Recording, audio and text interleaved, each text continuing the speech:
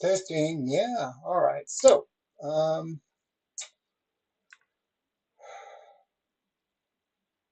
I'm just waiting for it to go here.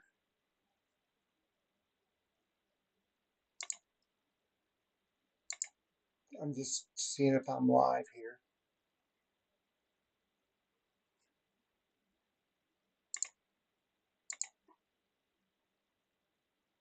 All right. So I believe I am.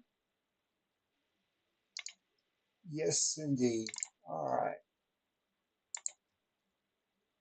So here we are with the ZWO Seestar. I'm actually finishing up a video session, recording in RAW, which is something that you can easily do with the ZWO Seestar.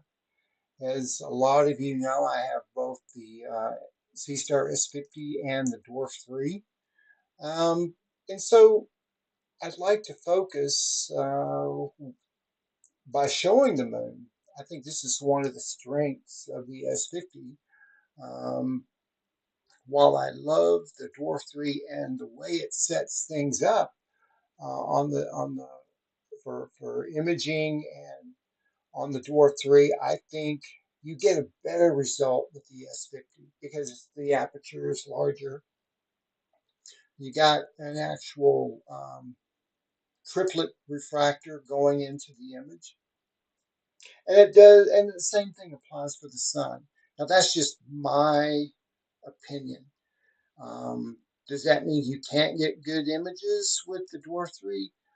It does not mean that, but you got to work a little harder at it. It's just my experience. I've been doing lunar and solar imaging for oh, uh, 12 years or more with a variety of different telescopes and all that. And then for me, for my money, the way the camera that you have built into the S50 and the triplet refractor, um, it does a great job. Now, you see this picture of the moon. This is what I did earlier. Just snapped a single photo of it, and that's it. That's pretty darn good detail for a single image, and that's one of the benefits a small refractor telescope coupled with a camera will give you.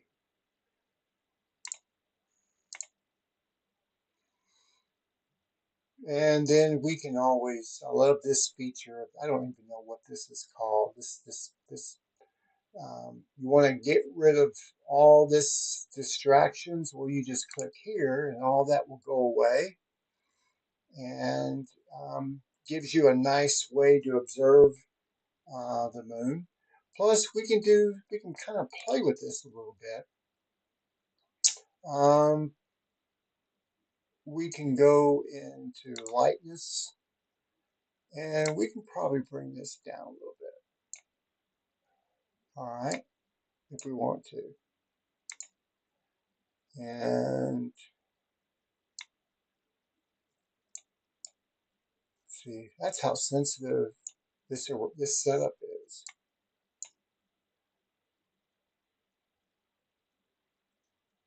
Some of these spots do look a little bit bleached out a little bit. So I'm going to do a focus.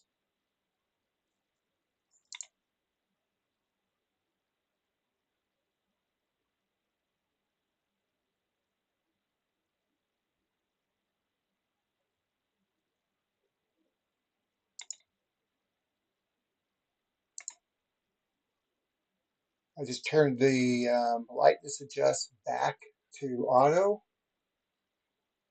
I'll take another quick photo of it by clicking this button here.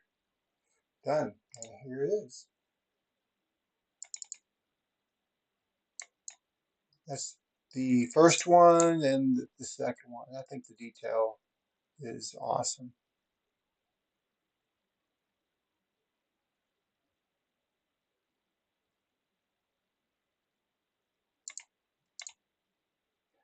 And plus, we can always play around with the zoom.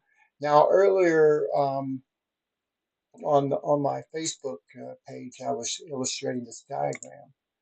So whether I use the Seestar or the Dwarf 3, I've got them. I put after I get both either devices on my Wi-Fi that work from a home. Um, I'll then connect a USB cable to my device and PC, and then I will run a software called Screen Copy. This is supposed to be debugging. Let me fix that. Uh,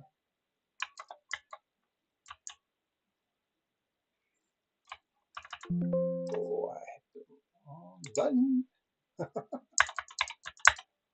Yeah, I'm going to save it. All right. You have to go into your settings, and it's you basically have to go into developer mode in your settings and enable USB debugging. If you search for that in your phone settings, it will show you that. And hit enable, so then you can Google this screen copy and run it. The first time that you run it, you'll see a pop-up on your phone saying asking you to enable USB debugging. You want to hit allow, and the screen copy may go away. This is it here, and this is what it looks like in the background. Okay.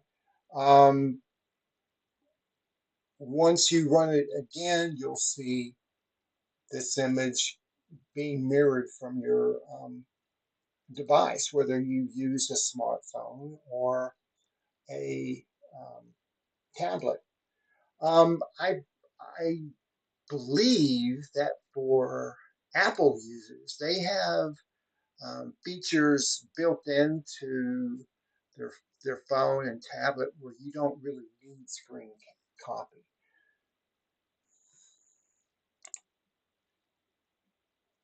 So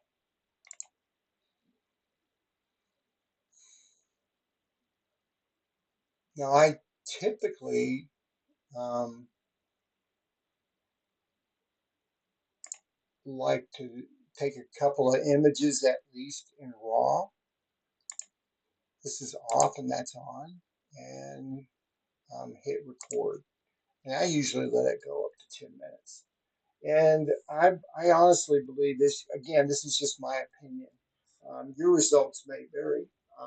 I've been doing imaging of the moon and the sun for about 12 years, and I, I kind of like the way ZWO sets up the imaging for the moon and the sun. For me, it's much easier to pull the data off the device and use my PC software, most of which is free, by the way. And it's great. I actually have a YouTube video that covers how to process um, Seestar lunar and solar imaging. It's just a few videos ago from this one. Um, and it's just real easy. And the thing is, you can use that process regardless of what gear you're using. Um, Now, for the Dwarf 3, it's a little bit more complicated, but on the Dwarf 3 Facebook page, someone has posted a process for that. Now, for deep space imaging, um, as much as I dearly love the Seestar, I think the Dwarf 3 does a great job. Gives you a wider format for a wider window, if you will, for imaging deep space objects. Um, galaxies will appear smaller with the Dwarf 3. It's a smaller type of lens, as is the ZWO S30 smart telescope. In many ways, I think the S30 and the S30 and the Dwarf 3 are very much um, alike. I think And the good thing about whether you're choosing to use an S30 or an S50, the software is the same, which is good. Um, I'm been debating on whether or not to get the S30. But very soon now, ZWO is going to release an official EQ mode for the Seestar. And I know a lot of people have been waiting a long time. There's others that have been using the Seestar app, which also allows you to put your Seestar in EQ configuration. And people have gotten some pretty amazing results with it. I've used this. I've used the new um, mosaic feature with the ZWO. It does take a long time, but I think I think the time is well spent, especially if you want to get a lot of detail out of a large area in space. I mean, it's really amazing what when you think about what you're able to do with the Dwarf 3 or um, the S50 um, for $500. That's what it costs you, $500, and to get an astrophotography rig, if you will, that does a heck of a lot. I mean, it wasn't just a few years ago. People were buying um, mounts and big telescope, well, bigger telescopes than what the some of these smart telescopes offer. And 1,500, 2,000 or more dollars was uh, that's just the way it was. It wasn't anything like the smart telescopes. We had a lot. We had the technology that each of these used, like live stacking and plate solving. That those two type of technologies have been around quite a few years. All right, so um, um, but what ZWO did is put all of that together. I mean, they kind of did it in stages. First, they gave us these great cameras. Or they didn't give it. They marketed them. They have astronomers and astrophotographers have been enjoying for going back quite a few years as well. Then they came out with the ASI Air, which is a little computer that you can connect to your mount. It'll control the mount, control your photography, and a nice little much easier to use package. Oh, and it will even take care of your polar alignment. Then they came out with their AM5 mount, which is both you can configure it for EQ and alt-az, and it's lightweight, easy to use, and they allow you. You can also connect your ASI air to it. So ZWO has done a great deal for astronomy, and then there came the Dwarf 2 from Dwarf Labs, and I got to tell you, well, it didn't really impress me early on, but then something happened last year.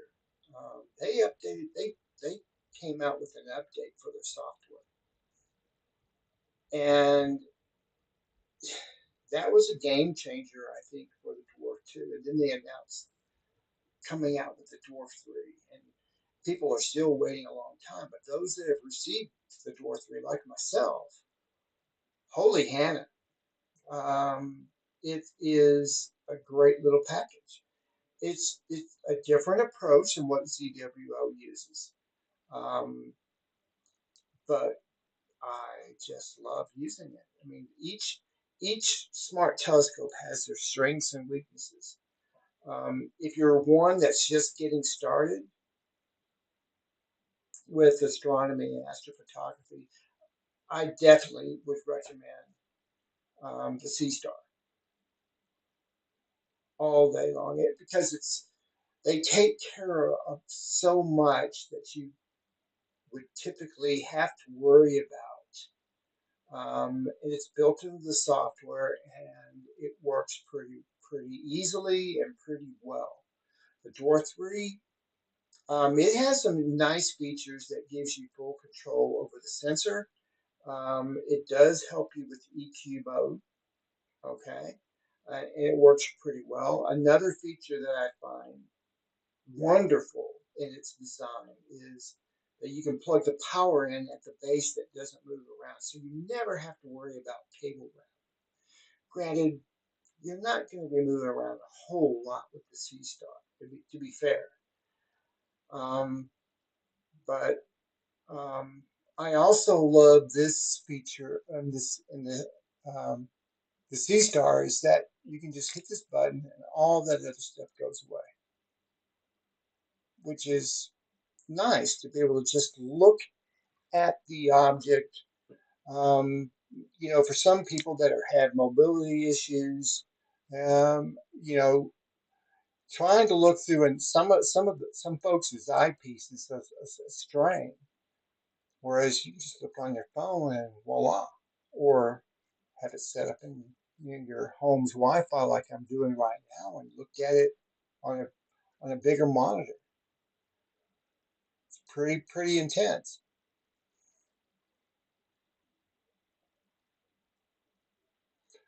So I'm going to bring that back.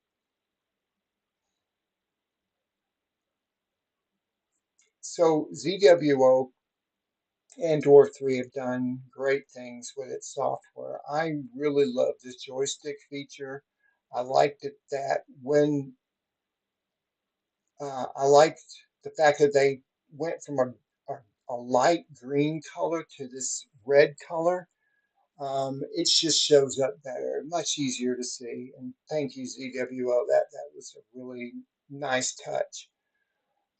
I have a power pack that's plugged in. I do that whether I'm using the Dwarf 3 or the Seestar. So that's why you're going to see it at 100% out there. That way, it takes a lot um, to expend the charge on that power pack out there. Um, I mean, I could run this literally. I could run this all night, and I wouldn't lose anything. So, I mean, there's only so much we can talk about with observing the moon. You see a few clouds coming in. It did start feeling a little moist, um, but I wanted to just give this presentation. I love talking about these smart telescopes because they work and they work consistently. Um, so that's all I have for this session, folks. I hope you have a wonderful rest of your weekend. I hope you have a great week ahead. Uh, Clear skies, and don't forget to look up and enjoy the night sky. Take care. Bye bye.